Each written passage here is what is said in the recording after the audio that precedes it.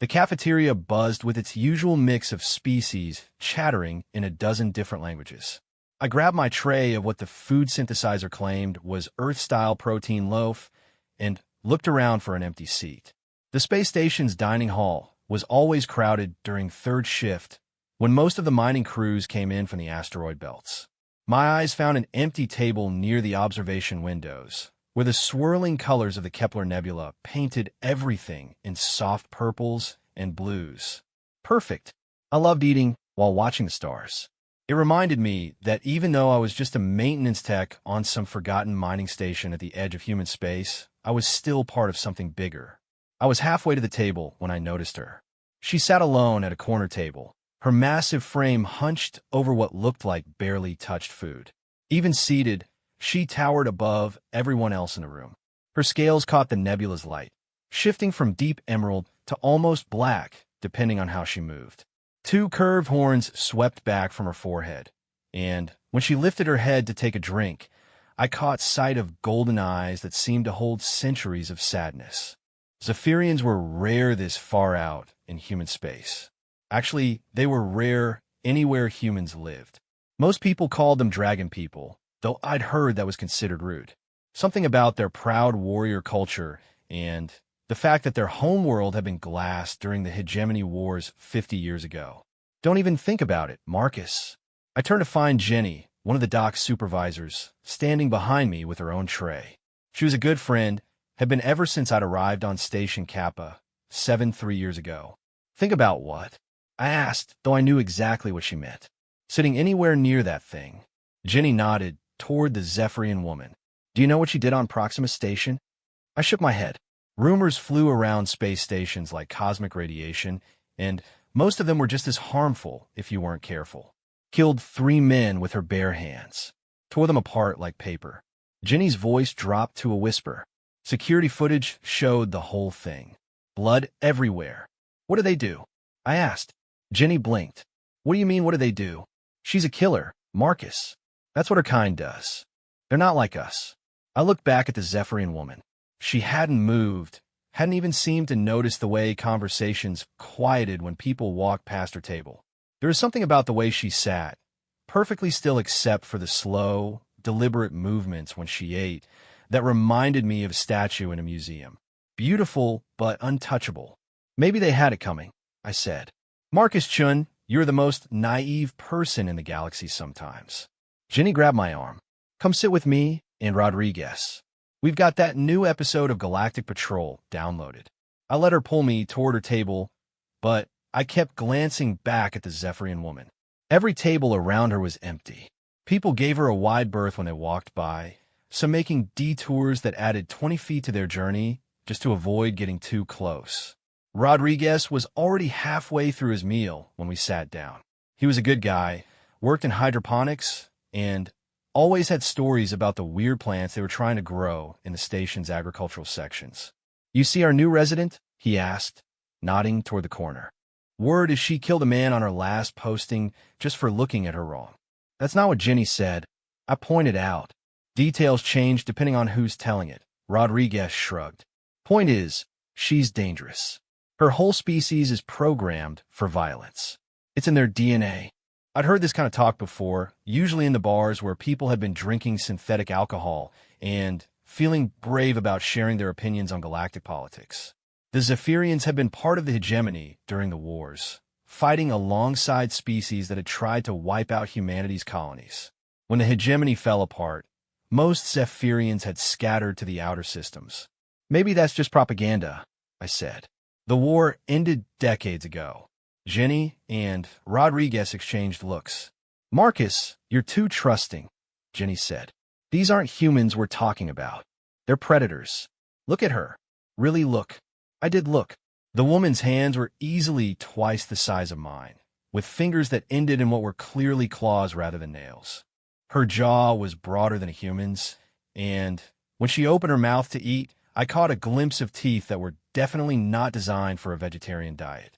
But I also saw the careful way she handled her utensils, as if she was afraid of breaking them. The way she kept her movements small and controlled like she was trying to take up as little space as possible despite her size. She looks lonely, I said. She looks dangerous, Rodriguez countered. And lonely predators are the most dangerous kind. I finished my protein loaf while Jenny and Rodriguez talked about work schedules and the latest gossip from the inner systems. But my attention kept drifting back to that corner table. The woman never looked around the room, never seemed to notice the stares and whispers. She just ate slowly and methodically, her golden eyes focused on her tray. When she finally stood to leave, the entire cafeteria seemed to hold its breath. She was even taller than I'd thought, at least 7 feet, with shoulders that spoke of incredible strength. But she moved like she was walking through a minefield, each step careful and deliberate. She passed our table on her way to the disposal unit. Up close, I could see intricate patterns in her scales, like someone had painted them with metallic ink. There was something almost hypnotic about the way the light played across her skin. As she walked by, our eyes met for just a second. I'd expected something cold, maybe even hostile. Instead, I saw surprise, as if she couldn't believe someone had actually looked directly at her instead of pretending she didn't exist.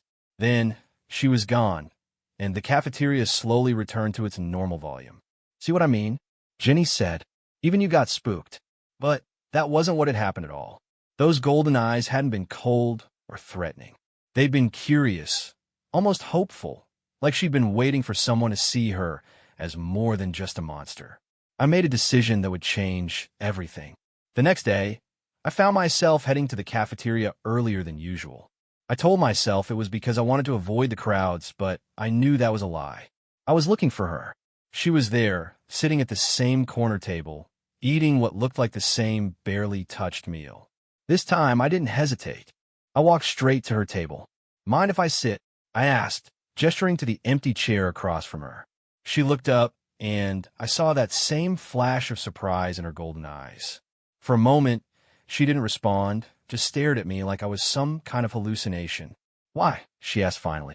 Her voice was deeper than I'd expected, with an accent I couldn't place. Because you're sitting alone, and I'm sitting alone, and it seems stupid for both of us to eat alone when we could eat together. She continued staring at me for what felt like an hour, but was probably only a few seconds. Then, very slowly, she nodded. I sat down and unpacked my meal. Protein loaf again, but this time with what the synthesizer claimed was garden vegetables that looked suspiciously like colored paste. I'm Marcus, I said. Zara, she replied, then seemed to catch herself. Zarathan Thulmaran, of the Crimson Mountain Clan. Zara's fine, I said with a smile. Easier to remember. Something that might have been amusement flickered across her features. Your people do seem to prefer shorter names. We ate in comfortable silence for a while. I noticed she was eating some kind of meat that definitely wasn't from the normal station menu. It was still bloody, and she tore pieces off with her teeth rather than using utensils. Special order? I asked, nodding at her meal. She paused, a piece of meat halfway to her mouth. The synthesizer has templates for Zephyrian dietary requirements. I require certain nutrients that your processed foods lack. Makes sense. I've heard the food here is terrible for humans, so I can't imagine what it's like for other species. She set down her food and looked at me carefully. You are not afraid. It wasn't a question, but I answered anyway. Should I be? Everyone else is. I glanced around the cafeteria. People were definitely staring, and the tables immediately around us had somehow emptied out while we'd been talking. Jenny was sitting across the room, looking like she wanted to march over and drag me away. People are afraid of lots of things, I said. Doesn't mean they should be. And if they are correct, if I am something to be feared. I studied her face. The bone structure was different from humans, more angular, but there was intelligence there. Sadness, loneliness, the same emotions I saw in the mirror most mornings. Are you? I asked. She was quiet for a long moment. I have killed, she said finally. So have I. That surprised her. Her golden eyes widened slightly. Military service, I explained. Did 2 tours during the border conflicts before I mustered out. Killed at least 6 people that I know of, probably more during the artillery strikes. That was war, she said. And whatever you did, she looked down at her hands. Even relaxed, her claws were visible, each one easily capable of tearing through flesh. 3 men cornered a Zephyrian child on Proxima Station, she said quietly. They said things, did things. I responded. The way she said it, the careful control in her voice, told me everything I needed to know. Good, I said. She looked up sharply. Anyone who hurts a kid deserves whatever they get, I continued. Human, Zephyrian, doesn't matter. That's not murder, that's justice. For a moment, her carefully controlled expression cracked, and I saw something raw and vulnerable underneath. Like she'd been carrying the weight of that moment for months and had never heard anyone say she'd done the right thing. The authorities did not agree, she said. The authorities weren't there. You were. I took a bite of my vegetables and made a face. And now you're here, eating terrible station food and being treated like a criminal instead of a hero. I'm not a hero. Says who? She opened her mouth to respond, then closed it. I got the feeling no one had asked her that question before. Tell me about Zephyros, I said, changing the subject. Your homeworld. Her expression darkened. There is no Zephyros. Not anymore, right? I'd forgotten about that part of the history. During the final years of the Hegemony Wars, the human fleet had glass-bombed 3 worlds, turning their surfaces into radioactive deserts. Zephyros had been one of them. I'm sorry, I said.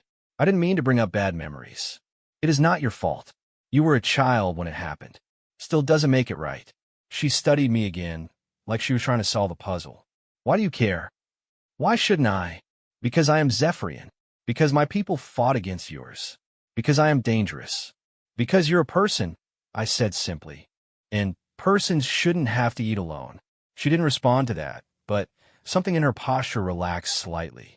We finished our meals in companionable silence, and when she got up to leave, she paused. Tomorrow, she asked. I'll be here. After she left, Jenny practically teleported to my table. Have you lost your mind? She demanded. Do you know what people are saying? That I'm having lunch with someone? That you're consorting with a killer. Marcus, this could affect your job. You're standing on the station. People are already talking about requesting transfers away from sections you work in. That stung. I'd worked hard to build a good reputation on Kappa 7. I was reliable, skilled, and got along with everyone. The idea that people might not trust me anymore because I'd eaten lunch with someone they were afraid of was frustrating. Then, let them transfer, I said. I'm not changing my mind. Why?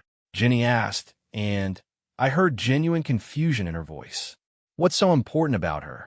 I thought about those golden eyes, about the careful way she moved, about the child she'd protected on Proxima Station. She's been alone long enough, I said finally. Jenny stared at me for a moment, then shook her head and walked away. I finished cleaning my tray and headed back to the maintenance section. I had work to do, and apparently, I had a lunch date to look forward to tomorrow. For the first time in months, I was actually excited about something. Our lunch meetings became routine. Every day at the same time, I'd find Zara at her corner table, and we'd eat together while the rest of the station gave us a wide berth. At first, our conversations were careful, polite exchanges about neutral topics. The weather systems on different planets. The quality of the station's recycling systems. Safe subjects that didn't venture into personal territory. But as the days passed, she began to open up. I learned that she'd been a teacher before the war, specializing in what she called young mind development for Zephyrian children. She taught them about their history, their art, the complex poetry that was central to their culture. When I asked her to recite something, she shook her head. Your language lacks the proper sounds, she explained. Zephyrian poetry uses throat harmonics and scale vibrations that human vocal cords cannot produce. Try anyway, I said. She looked around the cafeteria, making sure no one was close enough to overhear, then began to speak in her own language. The words were like nothing I'd ever heard, deep and musical, with undertones that I could feel in my chest rather than hear with my ears. Even without understanding the meaning, I could tell it was beautiful. When she finished, there were actual tears in my eyes. What was it about? I asked. A lament for the lost gardens of Zephyros. We had crystal trees that sang in the wind, and flowers that changed color based on the emotions of those who tended them. Her voice carried a weight of loss that made my heart ache. All gone now. I found myself sharing things too. About growing up on Earth's lunar colonies. About losing my parents in a transport accident. About joining the military because I didn't know what else to do with myself. About the dreams that still woke me up sometimes, filled with the faces of the people I'd killed during the war. The nightmares fade, she told me one day, but they never fully disappear. They become part of who you are, like scars on the soul. Do you regret it? What you did on Proxima? She was quiet for a long moment, working on what looked like a particularly tough piece of her usual raw meat. I regret that it was necessary, she said finally. I regret that a child had to witness violence. I regret that those men chose to become monsters. But I do not regret stopping them. I nodded. I'd come to the same conclusion about my own actions during the war. Regret for the necessity, but not for the choice itself. What happened to the child? I asked. Zara's expression softened. Her name was Kathyra, barely past her first molting. She was traveling with her clutch father to find work on the outer stations. Is she okay? She recovered physically. Emotionally, Zara shrugged, a gesture that looked strange with her massive shoulders. Trauma leaves marks that are not always visible. Are you still in contact with her? I send messages when I can. She is safe now, living with relatives in the vegan system. She wants to become a healer. The pride in her voice when she talked about Kathyra was unmistakable. It occurred to me that Zara probably missed teaching more than she let on. By the end of the second week, word had gotten back to my supervisor about my lunch companions. Chief Morrison was a fair man, but he was also responsible for station security and crew morale. Chun, I need to talk to you, he said as I was finishing up a routine maintenance check on the atmosphere processors. We walked to his office, a cramped space filled with technical manuals and coffee cups that hadn't been cleaned in what looked like years. Sit down, he said, settling behind his desk. I've been getting complaints. About my work? About your choice of dining partners. I've been expecting this conversation for days. Chief, with respect, who I eat lunch with is my own business. Not when it affects station morale. Half the food service staff are requesting schedule changes to avoid serving during third shift. People are nervous. About what? Zara's never done anything to anyone here. Zara, Morrison raised an eyebrow. You're on a first-name basis now. We're friends. Morrison leaned back in his chair. Marcus, I like you. You're a good worker, reliable, and you get along with everyone. But this is causing problems. What kind of problems? The kind where people start requesting transfers. The kind where productivity drops because workers are spending more time worried about security than focused on their jobs. He pulled up a file on his computer. Do you know what her record says? I know what she told me. She killed 3 men with her bare hands. Marcus tore them apart like they were made of paper. Security footage showed blood splattered 15 feet up the walls. They were hurting a child. That's not in the official report. I felt a flash of anger. Maybe the official report got some things wrong. Morrison stared at me for a moment. You're defending her. I'm defending a friend. A friend who could snap your neck without thinking about it. So could Rodriguez, if he really wanted to. So could half the people on this station if they got angry enough. The difference is that Zara chooses not to. How do you know? Because I know her. Morrison closed the file and rubbed his temples. Look, I'm not ordering you to stay away from her. I can't do that. But I'm asking you to think about the bigger picture here. This station runs on trust and cooperation. If people are afraid, if they're not comfortable, that affects everyone. I stood up. Is that all, Chief? That's all. I headed for the door, then stopped. For what it's worth, Chief, I think people would be less afraid if they actually talked to her instead of just listening to rumors. Maybe, but that's not my call to make. I left his office feeling frustrated and oddly protective. That evening, I found myself taking a detour past the observation deck, where I'd sometimes seen Zara standing alone, looking out at the stars. She was there, silhouetted against the cosmic backdrop of a nebula. Up close, I could see that her scales seemed to shift color in response to her mood. Right now, they were a deep blue-black, like the space between stars. "Rough day?" I asked, coming to stand beside her. "I heard about your meeting with the station chief. Word travels fast. People talk loudly when they think you cannot understand them. They forget that most spacefaring species learn basic human standard for practical reasons." I winced. "What did they say?" "That you are naive. That I am using you somehow. That I am dangerous and should be removed from the station." We stood in silence for a while, watching the slow dance of stellar debris outside the windows. "Maybe they're right," she said quietly. "About what?" "About me being dangerous. About you being naive. Are you planning to hurt me?" "No." "Are you planning to hurt anyone on this station?" "Not unless they give me reason to." "Then, they're not right about anything that matters." She turned to look at me, and in the nebula's light, her golden eyes seemed to glow. "Why?" she asked. "Why do you continue to defend me when it costs you standing with your own kind?" I've been asking myself the same question for days. The answer wasn't complicated, but it wasn't easy to put into words either. "Because everyone deserves to have someone in their corner," I said finally. "And because I've never had a friend who recites poetry that makes me cry." For the first time since I'd known her, Zara smiled. It transformed her entire face, making her look less like the monster everyone feared and more like the person I was getting to know. "You are a strange human, Marcus Chun." I'll take that as a compliment. It was meant as one. 3 weeks into our friendship, everything changed. It started with an emergency klaxon that jolted me awake at 0300 station time.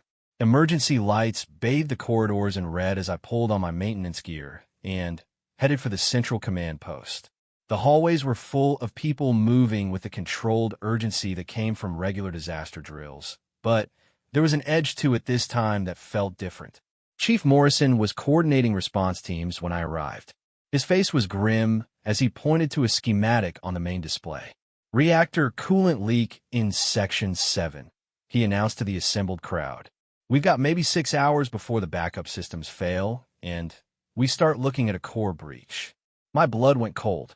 A reactor breach on a space station meant one thing: everyone dies. No evacuation ships could get here fast enough, and even if they could, there weren't enough of them to evacuate the entire station population. "The leak isn't a primary coolant manifold," Morrison continued. "The automated repair systems can't reach it because of the radiation levels. We need someone to go in there manually and patch it." "How bad is the radiation?" someone called out. Morrison's expression got even grimmer. "Lethal dose in about 15 minutes for an unprotected human. The rat suits will buy us maybe an hour." A murmur went through the crowd. An hour wasn't enough time to complete the repair. Everyone knew it. This was a suicide mission. "I'll go," volunteered Rodriguez. "I know those systems better than anyone." "So will I," added Jenny. 2 people can work faster than one." Others began volunteering, but Morrison shook his head. "The access tunnel is too narrow for environmental suits. Only one person can fit through at a time. And even with the best rad protection we have, whoever goes in there isn't coming back out." The room fell silent. We were looking at choosing someone to die so the rest of us could live. "I will go." The voice came from the back of the room, and every head turned. Zara stood in the doorway, having to duck slightly to fit through the human-sized entrance. Her scales had shifted to a deep crimson that I'd never seen before. "Absolutely not," Morrison said immediately. "This is a human station emergency. We'll handle it ourselves."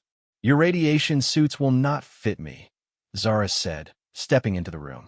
"But I do not require them." "What do you mean?" "Zephyrian physiology is significantly more resistant to radiation than human. What would kill you in 15 minutes would take hours to affect me seriously." Morrison stared at her. "How resistant?" "Approximately 15 times more resistant than baseline human. Enough to complete your repair and return." A buzz of conversation started up, but Morrison held up his hand for silence. "Why would you volunteer for this? This isn't your home. These aren't your people." Zara's golden eyes found mine across the room. "Some of them are." The weight of that statement settled over the room. This woman who had been shunned, feared, and treated like a potential threat, was volunteering to die for people who wouldn't even sit at the same table with her. Even if your radiation resistance is that high, Morrison said slowly, the repair itself is complex. You need to know the systems. I will talk her through it, I said, stepping forward. The access tunnel has comm relays. I can guide her through every step. Marcus, no, Jenny said. You don't understand what you're asking her to do. I understand exactly what I'm asking her to do, I replied. The same thing she's volunteering to do. Save all our lives. Morrison looked around the room, reading faces, calculating odds. Anyone have a better idea? Silence. All right, he said finally. We try it, but we do this right. Full diagnostic on the radiation levels, complete briefing on the repair procedures, and continuous monitoring throughout the operation. The next hour was a blur of preparation. Zara suited up in the largest environmental suit we had, modified to accommodate her size and physiology. I worked with the engineering team to map out every step of the repair process, identifying potential complications and backup procedures. You don't have to do this, I told her as we ran through the repair checklist one final time. Yes, I do, she said simply. Why? She was quiet for a moment, checking the seals on her modified suit. On Proxima Station, after the incident with those men, the station administrator told me something. He said I was a monster who would never be anything else. That my kind were born to destroy, not to create or protect. He was wrong. Perhaps. But I have spent years believing him. Today, I can prove him wrong. She started toward the access hatch, then stopped and turned back. Marcus, if something goes wrong, nothing's going to go wrong. If something goes wrong, she continued, I want you to tell Kathyra that I remembered what it meant to be a teacher, that I remembered what it meant to protect the young. Before I could respond, she was through the hatch and into the access tunnel. For the next 2 hours, I guided her through the most complex repair procedure in the manual. Through the comm system, I could hear her breathing, steady and controlled, even as she worked in conditions that would have killed a human in minutes. The radiation readings were staggering, levels that should have been immediately lethal. Coolant manifold is secured, she reported after what felt like an eternity. Beginning patch installation. Copy that. Remember, the sealant needs 30 seconds to cure before you can move to the next section. Understood. I watched her vital signs on the monitor, tracking the slow but steady degradation of her cellular structure as the radiation did its work. She was dying, cell by cell, but she kept working. Final patch is in place, she said finally. Systems show green across the board. Cheers erupted in the command center, but I felt only relief mixed with dread. The job was done, but the question now was whether Zara could make it back. Zara, start making your way back to the access hatch. Take your time. Acknowledged, but even as she started back, I could hear the strain in her voice. The radiation was taking its toll, and she still had 15 minutes of crawling through narrow access tunnels before she'd reach safety. Marcus, her voice came over the comm, weaker now. I may have miscalculated. What do you mean? I think my resistance estimates were optimistic. My heart sank. How are you feeling? Like I have been hit by a transport ship. She was halfway back when her vital signs started spiking erratically. Through the comm, I could hear her breathing becoming labored. Zara, talk to me. What's your status? No response. Zara, static crackled through the speakers. Then, her voice came back, barely a whisper. Still here. Just needed a moment. She made it back to the access hatch, but when she tried to climb out, her strength gave out. It took 3 people to pull her clear of the tunnel and get her to the medical bay. As the medical team worked on her, I stood outside the treatment room, watching through the observation window. Her scales had lost their vibrant color, fading to a dull gray that made her look like a statue carved from ash. Chief Morrison came to stand beside me. She's going to make it, he said quietly. Medical says the cellular damage is extensive, but not fatal. She'll be sick for a while, but she'll recover. Good, I said. Marcus. Yeah, Chief. I owe her an apology. We all do. I nodded, but didn't take my eyes off Zara. Through the window, I could see her chest rising and falling steadily. She was alive. That was all that mattered. When she's better, Morrison continued. I want to offer her a position. Engineering consultant. If she wants it, I think she'd like that. What made you trust her, he asked. Right from the beginning, what made you see something the rest of us missed? I thought about that first day in the cafeteria, about the careful way she'd moved, about the sadness in her golden eyes. She was alone, I said finally, and nobody should have to be alone. Zara spent 2 weeks in the medical bay, her body slowly healing from the radiation damage. During that time, something remarkable happened on Station Kappa 7. People began to change their minds. It started small. Rodriguez brought her flowers from the hydroponics lab, awkwardly mumbling something about thanking her for saving everyone. Jenny stopped by with downloaded entertainment programs, claiming she didn't want Zara to get bored during recovery. Other crew members began leaving small gifts outside the medical bay, anonymous tokens of gratitude that the nursing staff dutifully delivered. But the real change was in how people talked about her. Did you hear what she said when Morrison asked her why she volunteered? I overheard someone saying in the corridor. She said some of us were her people. After everything we put her through, my sister's kid goes to school on Proxima Station, another voice added. Heard about what really happened there. Those men weren't just hassling that Zephyrian child. They were doing a lot worse. The stories began to shift, the rumors replaced by facts, the fear replaced by something closer to respect. By the time Zara was released from medical, the atmosphere on the station had completely transformed. I was waiting for her when she walked out of the medical bay, moving slowly but under her own power. Her scales had regained most of their color, though they still looked duller than before. How do you feel? I asked. Like I've been stomped on by a herd of Andromedan pack beasts, she said, but there was humor in her voice. But alive. Ready for lunch? She nodded, and we made our way to the cafeteria. I half expected to see the same empty tables around her usual corner spot, the same careful avoidance from the other diners. Instead, what we found was a complete surprise. Her usual table was occupied, but not by strangers trying to claim it. Rodriguez was there along with Jenny and 3 other crew members I recognized from engineering. They'd pushed several tables together and were clearly waiting. Zara, Rodriguez called out, waving us over. We saved you a spot.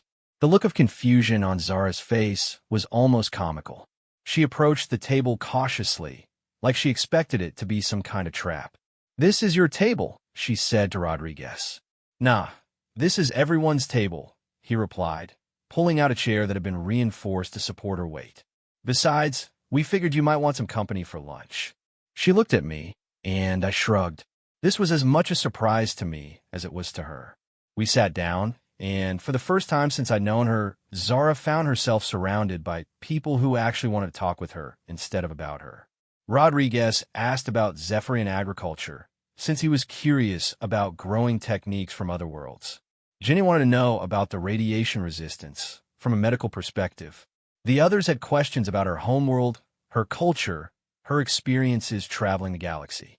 Not once did anyone ask about the incident on Proxima Station or treat her like a dangerous animal they needed to be careful around. This is nice, she said quietly to me while the others argued about the best way to synthesize non-human food requirements. Get used to it, I replied. Something tells me you're going to be pretty popular around here. Over the following weeks, that prediction proved accurate. Chief Morrison officially offered her the consulting position he'd mentioned, working with the engineering teams to improve station systems and procedures. She accepted, though she admitted to me later that she wasn't entirely sure what an engineering consultant was supposed to do. You figure out problems and fix them, I explained, which, as far as I can tell, is exactly what you've been doing since you got here. Her first official project was redesigning the emergency response protocols to account for non-human crew members. It turned out that most of the station's safety equipment was designed exclusively for human physiology, which could be a serious problem if they ever had other alien crew members aboard. The radiation suits are the most obvious issue, she explained to a room full of department heads during her first formal presentation. But there are others. The atmospheric composition in the emergency shelters, the size of the access hatches, even the medical equipment in the treatment centers. She outlined a comprehensive plan to make the station more inclusive, safer for everyone regardless of their species. The cost would be significant, but after what had happened with the reactor emergency, no one was willing to argue about safety expenditures. Approved, Morrison said when she finished. When can you start implementing these changes? I've already begun, she replied. Marcus has been assisting me with the technical specifications. It was true. I've been spending my off-duty time helping her navigate the station's bureaucracy and technical documentation. What had started as a favor for a friend had turned into one of the most interesting projects I'd ever worked on. Actually, Morrison continued, I've been meaning to talk to you about that, Marcus. How would you feel about a transfer to the engineering consultation team? Officially, I mean. I blinked. A transfer meant better pay, more interesting work, and a chance to learn skills that could advance my career significantly.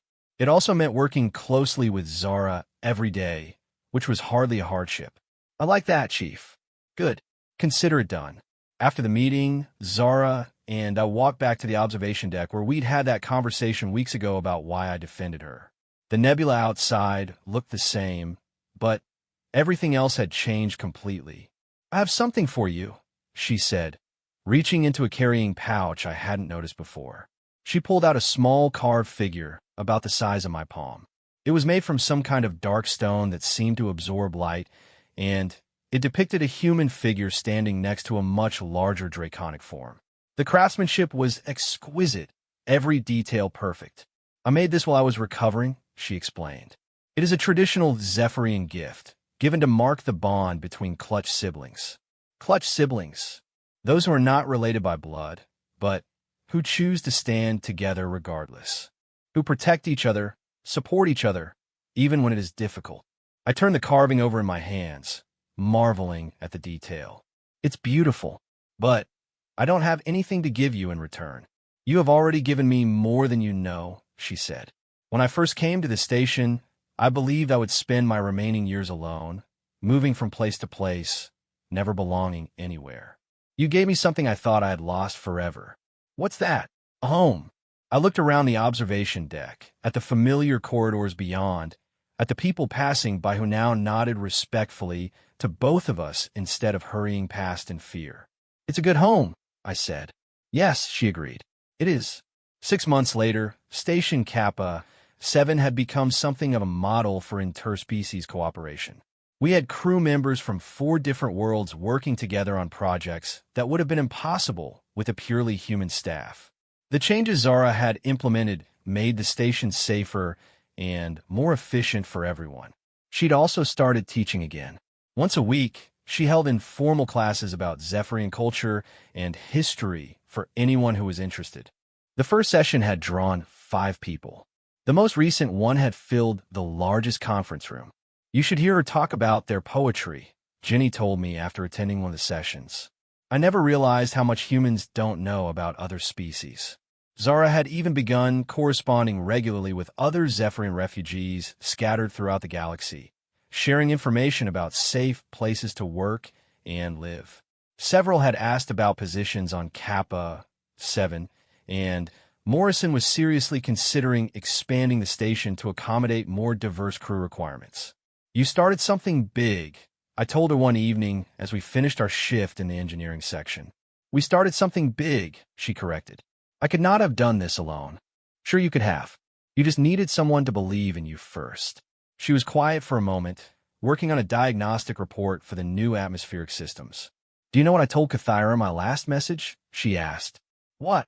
I told her that humans are capable of remarkable things when they choose to see past their fears.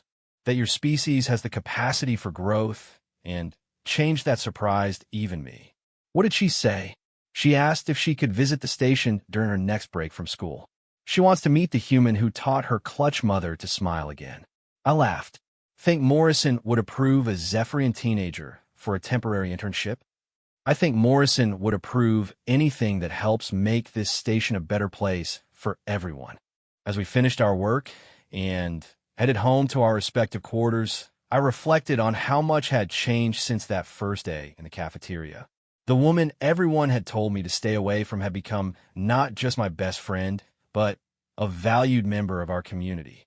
She'd saved all our lives, improved our home, and shown us that the universe was bigger and more interesting than we'd imagined. But maybe the most important thing she'd done was prove that sometimes the people who seem most different from us are exactly the people we need in our lives. The dragon woman who everyone feared had turned out to be the best friend I'd ever had. And I couldn't imagine the station or my life without her.